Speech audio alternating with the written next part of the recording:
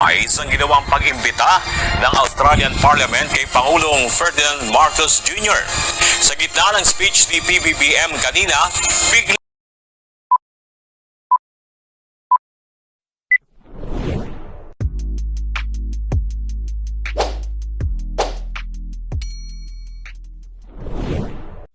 Welcome back sa aking YouTube channel. Para sa mga first time lang po nanonood, please click mo na yung Jeremy's TV, Manila.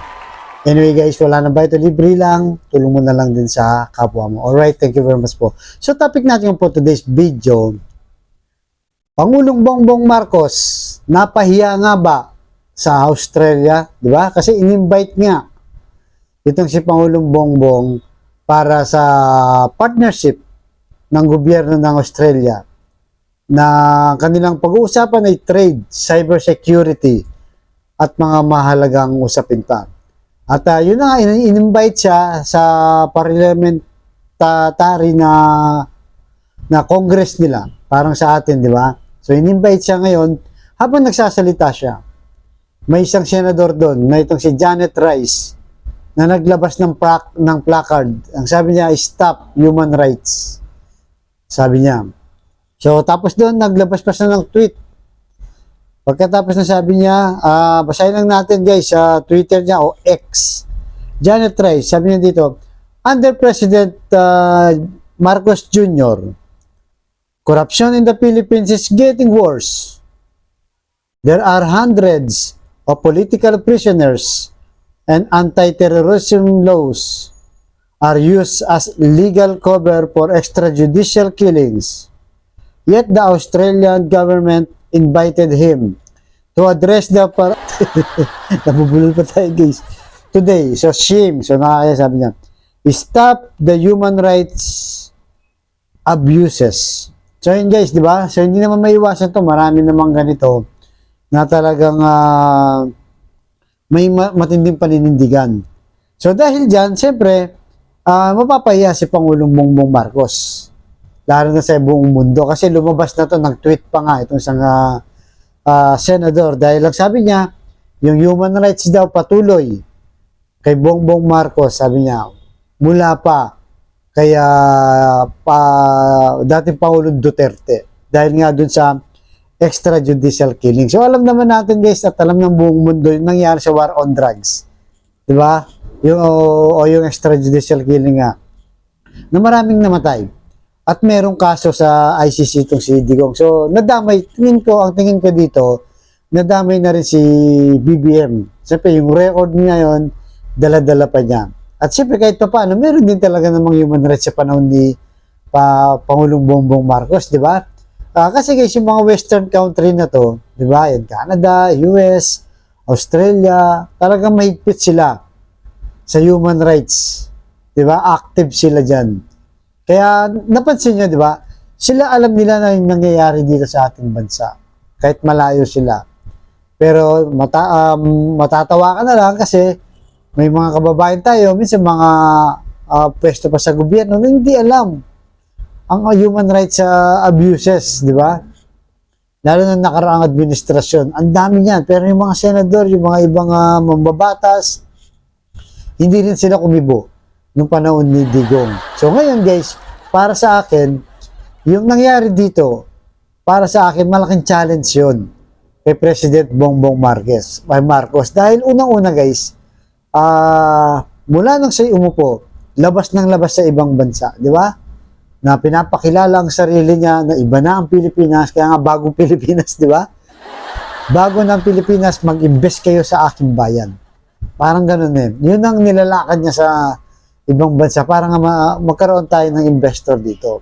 Pero ang nagiging problema guys, ang nagiging problema kasi yan, yung international community, lalo na sa western country, kung saan mas maraming investor at mayayaman na nakatingin sa ating lahat, kailangan talaga kahit papaano gumawa siya ng action. Pakita niya na hindi yung sa amin human rights abuses dito sa aking panunungkulan, minimal na lang.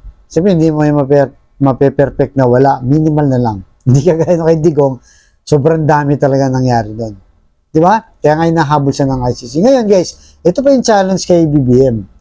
Pag lumabas ngayon ang International Criminal Court di ba? Yung warrant of arrest ni Digong. Di ba? Alam naman natin guys, gumugulong na yung kaso, anytime lalabas na yan. At alam naman natin, sinasabi ni BBM na hindi, wala nang jurisdiction ng ICC dito. Di ba? Sinasabi niya ganun.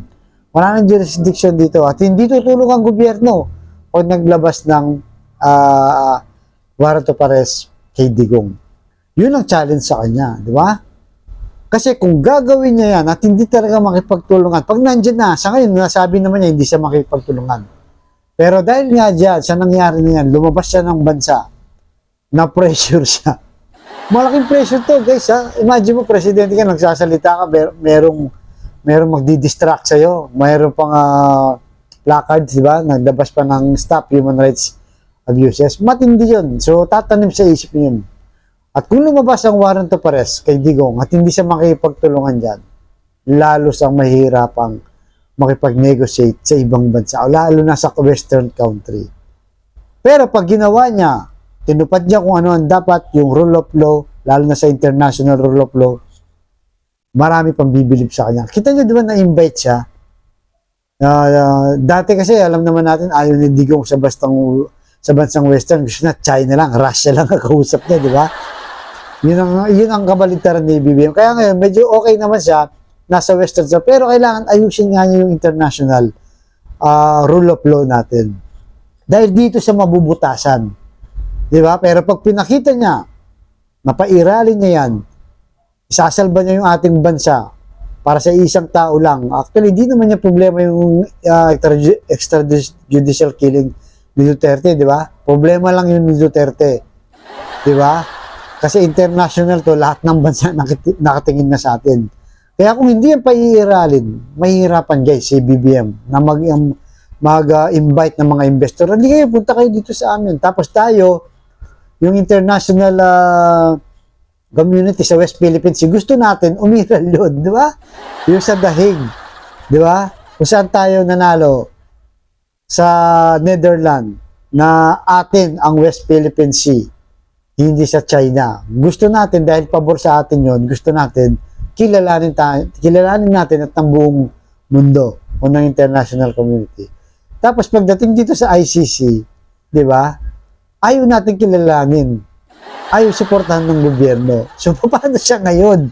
Mag-iikot na mag-iikot sa ibang bansa sa Western, although nakaikot na sa iba pero nakatingin pa rin. Tinitignan pa rin ang action. Doon tayo magkakaalaman, guys. At doon ang pinakamalaking burden o challenge ni BBM. Pag lumabas ngayon ang warrant of arrest ni Digong, ano kaya ang mas matimbang? Di ba? Yung international community na pairalin ng rule of law sa mga karating nating bansa kung saan naghahanap siya, nag-invite siya ng mga investor, nakikipagtulungan sa kagaya niya, cybersecurity, sa trade, sa negosyo. Marami kasi yun apektado lahat yan guys pagka hindi napakita ni BBM na hindi niya kayang ipatupad ang international rule of law. So kayo guys, ano sa tingin nyo? Ano sa tingin nyo? Kailangan bang pairalin niya para sa atin o sa benepisyo o kapakanan ng ating bayan? O paiiralin lang niya ang pagkikipagkaibigan kay Digong? So kayo na po bahalang umusga guys, malaya kayong mag-comment. Pero para sa akin, dapat kung ano yung batas ng international law, sumunod siya dahil malaki ang epekto at lalo na marami tayong OFW nagtatrabaho doon. Malaking mga partnership na mga trade, cybersecurity at kung ano-ano pang mga partnership na magbe-benefit ang ating gobyerno. Alright guys, hanggang dito lang po. Abangan nyo ang susunod kong vlog. So, ay isang ginawang pag-imbita ng Australian Parliament kay Pangulong Ferdinand Marcos Jr. Sa gitna ng speech ni PBBM kanina, bigla na lamang itinaas ni Senator Rice ang karatula kung saan nakasulat ang katagang Stop Human Rights Abuses. Para sa Australian Senator, isang grave mistake o malaking pagkakamali para sa Australian Parliament na imbitahan si PBBM doon sa kabila ng anyay mga pag-abuso sa karapatang pantao ng mga Pilipino sa ilalim ng PBBM administration, maging ni dating Pangulong Rodrigo Duterte. The action I took in the House today was deliberate and it was powerful. And I did it on behalf of every Filipino person whose human rights have been abused by the government of President Marcos and the government of President Duterte before him. I learnt and I heard firsthand about what is going on in the Philippines.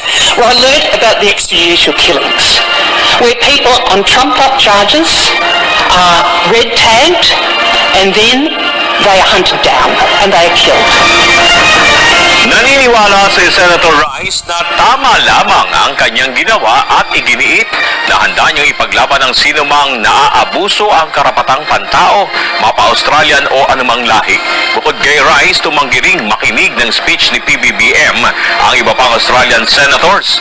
Kabilang na sila Jordan Steele, John Barbara Pocock at David Shoebridge. Imbis na makinig, mas pinili na lamang ng mga ito na sumama sa protesta ng ilang Pinoy sa labas ng Parliament Office.